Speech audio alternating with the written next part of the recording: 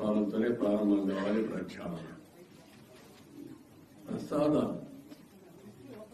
లేని లేకపోతే పరిశుభ్రత అన్నిటికీ తిరోధకాన్ని చేశారు.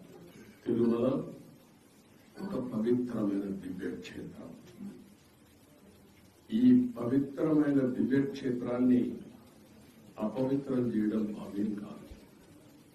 తెల్లవారుజామున 3 గంటలకు సుప్రభాత దర్శనానికి వస్తే వైకుంఠం అంటే మనకి తెలియదు.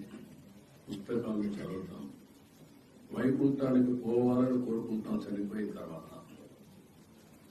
ఆ సమయంలో ఇక్కడికి వచ్చి వెంకటేశ్వర స్వామి దర్శనం చేసుకుంటే వైకుంఠంలో ఉన్న అనుభూతిని కలుగుతుంది. నేను ఎన్నోసార్లు ఫీల్ అయ్యాను, ఇప్పుడు కూడా ఫీల్ అవుతున్నాను. అందుకే నేను ఇక్కడికి వచ్చినప్పుడు అన్ని విషయాలు మర్చిపోయి ఒక పవిత్రమైన భావంతో పోవాలి, ఒకే స్లోగన్ ఉండాలి. ఏడుకొండలవాడ వెంకటరమణ గోవింద గోవింద తప్ప, ఓం నమో వెంకటేశాయ తప్ప వేరే స్లోగనే ఉండకూడదు, వేరే వ్యక్తి జ్ఞాపకం రాకూడదు. ఆ పేరుతోనే మొత్తం ప్రక్షాళన చేస్తాం.